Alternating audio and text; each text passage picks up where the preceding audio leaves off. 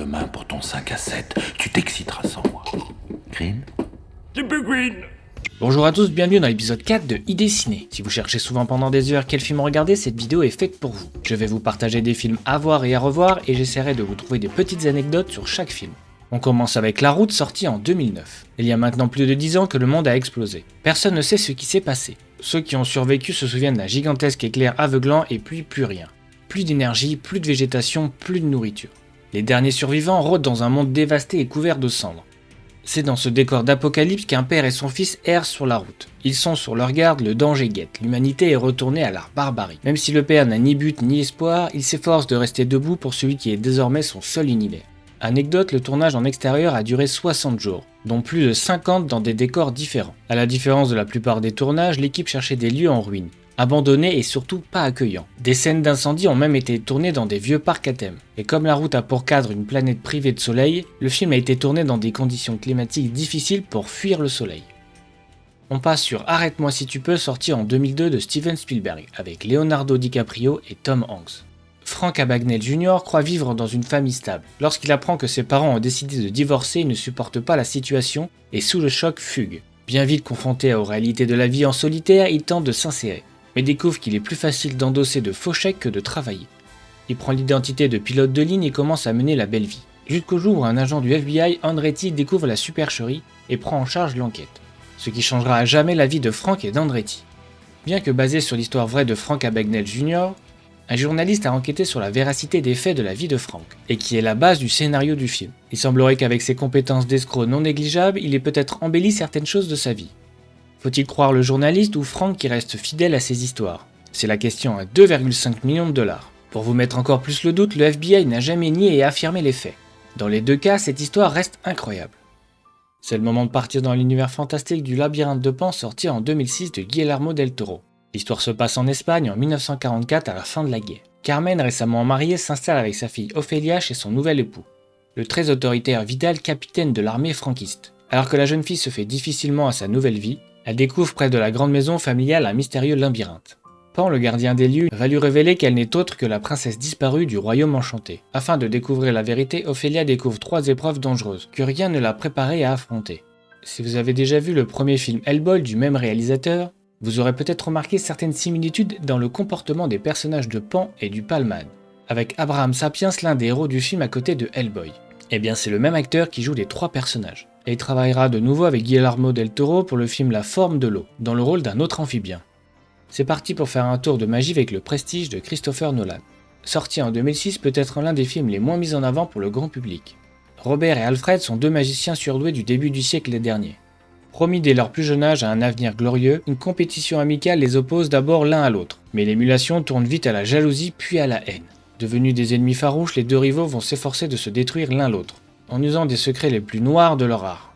Cette obsession aura pour leur carrière et leur entourage des conséquences dramatiques. Anecdote, le titre Le Prestige renvoie dans le film au dernier acte d'un tour de magie. En effet, chaque tour de magie est composé de 3 actes. Le premier acte, la promesse, présente au public une situation banale.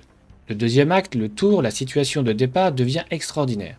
Et le dernier acte, le prestige, présente l'aspect la plus spectaculaire du tour. Je vous parlerai d'un autre film du réalisateur dans un prochain épisode.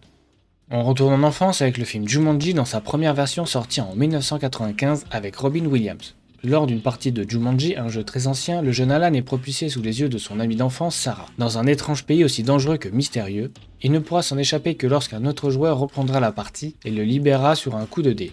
26 ans plus tard, Judy et Peter découvrent ce fameux jeu et commencent leur première partie sans savoir que cela déclenchera des catastrophes dans leur monde et devront tout faire pour finir Jumanji avant que quelqu'un ne soit tué. Si Robin Williams était parfait dans le rôle d'Alan Parrish, le comédien n'était pourtant pas le premier choix de la production. C'est Tom Hanks qui avait été approché en premier, mais ce dernier venait de tourner dans Forrest Gump et refusa le rôle. Pour les gens qui se posent la question, le mot Jumanji signifie plusieurs effets en zoulou. Je ne pouvais pas passer à côté de Wall-E, sorti en 2008, qui doit faire partie de mon top 3 des films Pixar. Wall-E est un petit robot et le dernier habitant de la Terre. 700 ans plus tôt, l'humanité a déserté notre planète, laissant cette incroyable petite machine le soin de nettoyer la Terre. Mais au bout de ces années, il a développé un petit défaut technique, qui lui donne une forte personnalité et d'être très curieux. Mais depuis tout ce temps, il est surtout très seul. Jusqu'au jour où sa vie va basculer avec l'arrivée de Eve, un robot de dernière génération en exploration sur la Terre. Tombant instantanément amoureux d'elle, Wall-E va tout mettre en œuvre pour la séduire. Anecdote, la voix de Wall-E a été créée par un ingénieur du son de génie, nommé Ben Burt. On lui doit notamment tous les bruitages de la saga Star Wars depuis 1977, et notamment ceux de R2-D2 et d'autres droïdes qui peuplent la galaxie de George Lucas. Les films de Pixar sont remplis de clins d'œil, comme par exemple le bruit de démarrage des ordinateurs de la marque Apple. Qui, si vous ne le savez pas, est à l'origine du nom du studio et de son développement, après avoir acheté le studio à une branche de Lucasfilm et qui par la suite a été racheté par Disney. La boucle est bouclée. On part direction le XXIe siècle avec V pour Vendetta sorti en 2006. L'histoire se passe dans l'Angleterre fasciste de l'après-guerre nucléaire, où apparaît un justicier implacable signant ses actes de la lettre V. Obsédé par les souvenirs d'une culture désormais interdite et disparue, cruel et terriblement intelligent, V va s'attaquer au plus fort des symboles de la dictature. Il va faire la rencontre d'une jeune femme qui devient ainsi une intervenante inattendue, dans un complot visant à ramener la liberté et la justice dans une société cruelle et corrompue. Nathalie Portman s'est rasé la tête pour les besoins du rôle. La scène a été tournée avec plusieurs caméras, la première prise devait forcément être la bonne. La comédienne a confié que cela ne lui avait pas posé problème, car se raser le crâne était une idée qu'elle avait depuis le début dans un coin de sa tête. Pour la présentation et la promo du film Star Wars épisode 3, soit à la fin du tournage de V pour Vendetta, la jeune femme avait encore le crâne rasé. Sortez vos parapluies pour Rayman sorti en 1989, avec Dustin Hoffman et Tom Cruise. À la mort de son père, Charlie héritera de son père que d'une magnifique Buick et se voit dépossédé de tout son héritage. Le défunt père a légué presque toute sa fortune à son frère aîné Raymond, dont il ignorait l'existence. Celui-ci est autiste et vit dans un hôpital psychiatrique de Cincinnati. Charlie se retrouve seul avec Raymond et se rend compte qu'il n'est vraiment pas doué avec lui. Son frère réclame beaucoup d'attention, il ne montre aucune émotion, panique facilement et ne prend pas l'avion et ne sort pas quand il pleut. Cette histoire va réveiller les souvenirs d'enfance de Charlie, qui se rappelle de son frère qu'il avait toujours cru être un ami imaginaire. Anecdote, en juin 1989, plusieurs compagnies aériennes ont montré une version modifiée du film, à cause d'une scène qui montre la crise d'angoisse de Raymond au moment de prendre l'avion avec son frère Charlie. Il énumère à ce moment-là des statistiques inquiétantes sur les risques d'accident. Cette scène a pour cette raison été coupée dans la plupart des compagnies aériennes de l'époque. C'est le moment de Bienvenue à Gattaca sorti en 1997 d'Andrew Niccol, avec Ethan Hawke, Uma Thurman et Jude Law.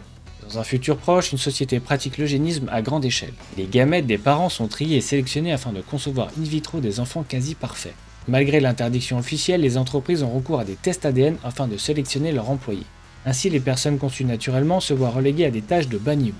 Mais Vincent, enfant naturel avec des défauts, rêve de partir pour l'espace et de rejoindre le célèbre centre d'études et de recherche spatiale. Mais avec son ADN, c'est impossible. C'est là que rentre en scène Jérôme, un candidat idéal qui voit sa vie détruite par un accident. Chacun des deux va permettre à l'autre d'obtenir ce qu'il souhaite en déjouant la loi de Gattaca. En 2011, la NASA a désigné Bienvenue à Gattaca comme un film de science-fiction le plus plausible de l'histoire du cinéma. L'idée est que dans un futur proche, l'homme puisse parfaitement contrôler l'empreinte génétique de l'être humain, contrairement au film Armageddon de Michael Bay désignant comme le moins plausible. On passe à Into the Wild sorti en 2008 réalisé et écrit par Sean Penn. Tout juste diplômé de l'université, Christopher, 22 ans, est promis à un brillant avenir. Pourtant, tournant le dos à l'existence confortable et sans surprise qui l'attend, le jeune homme décide de prendre la route en laissant tout derrière lui. Les champs de blé du Dakota aux flux tumultueux du Colorado, en passant par les communautés hippies de Californie, Christopher va rencontrer des personnes haut en couleur, chacun à sa manière va façonner sa vision de la vie.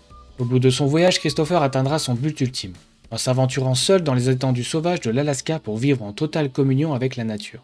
Le cinéaste a mis une dizaine d'années avant de pouvoir concrétiser ce projet. Étant inspiré d'une histoire vraie, il voulait avoir la pleine assurance de l'accord de la famille pour tourner le film. Savoir que Sean Penn a d'abord envisagé de confier le rôle à Leonardo DiCaprio, et c'est une bonne chose de voir Hirsch dans ce rôle parfait pour lui. On passe au film des abonnés avec Vince qui nous propose le 5e élément sorti en 1997 de Luc Besson. En 1914, en Égypte, un groupe d'extraterrestres débarque sur Terre afin de récupérer 4 pierres représentant les 4 éléments de la vie. Ils promettent de les rapporter dans 300 ans lorsque le mal reviendra, afin d'établir une paix durable. À leur retour, 3 siècles plus tard, leur vaisseau est détruit et les pierres disparaissent mystérieusement. C'est là que commence la folle histoire entre Lilou et Corben Dallas pour sauver le monde d'un mystérieux mal qui approche. Anecdote, lors du tournage, Bruce Willis avait eu une exigence surprenante. L'acteur américain souhaitait que le réalisateur le prévienne 30, puis 15, puis 5 minutes avant qu'une scène ne soit tournée. Sauf que ce n'est pas compatible avec la façon de travailler de Besson, il a donc marchandé avec Willis en lui disant « Plutôt que de travailler 5 jours par semaine, si tu bossais 4 jours par semaine, mais tu restes assis près de moi et de la caméra et on tourne comme des dingues. » Bruce a dit ok parce qu'il préférait que ça soit plus court et plus intense. Comme dans chaque épisode, vous pouvez écrire dans les commentaires le nom d'un film qui mérite sa place pour le prochain épisode. N'hésitez pas à remettre le nom d'un film même si vous l'avez déjà mis dans une précédente vidéo. C'est maintenant fini, j'espère que cet épisode vous a plu, n'hésitez pas à vous abonner, à liker, à partager la vidéo et je vous dis à la prochaine.